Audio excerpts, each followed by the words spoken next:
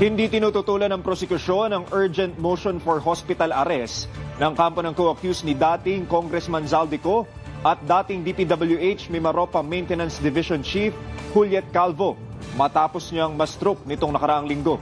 Si Juan Antonio nakatutok.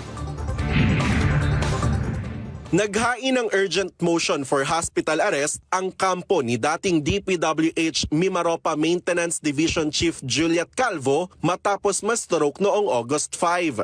Si Calvo ang isa sa mga kapwa-akusado ni dating Congressman Zaldico at iba pang dating opisyal ng DPWH Mimaropa na nahaharap sa kasong malversation na dinidinig sa Sandigan Bayan 6th Division. Ayon sa kanyang abogado, hindi maayos ang kanyang verbal communication at tanging mga daliri sa kamay at paa na lamang ang kaya nitong igalaw. Sa ngayon, nasa isang pribadong ospital sa Pasig City si Calvo habang patuloy na sinusuri ang kanyang kalagayan. Wala namang naging pagtutol ang prosekusyon sa mosyon ng abogado ni Calvo, ngunit ipapatawag pa rin ng anti-graft court ang doktor na sumusuri para malaman ang kasalukuyang sitwasyon ni Calvo. Matatandaan na una nang tumestigo si Calvo sa 6th Division kung saan sinabi nitong wala siyang direktang kinalaman sa pagpapatupad ng proyekto. Tanging Certificate of Inspection lamang anya ang kanyang pinirmahan na isa lamang sa mga requirement para sa first billing progress. Itinuro pa nito ang kanyang kapwa-akusado na si Felizardo Casuno na siyang nag-aproba sa proyekto.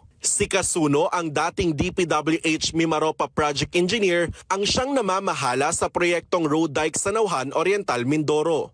Si Casuno ang dapat sanang tatayo na testigo ngayong araw, ngunit hindi ito natuloy matapos siyang magpalit ng abogado. Hindi pa anya handa ang kanyang mga bagong counsel na humarap sa korte kaya't ipinagpaliban ito sa September 1.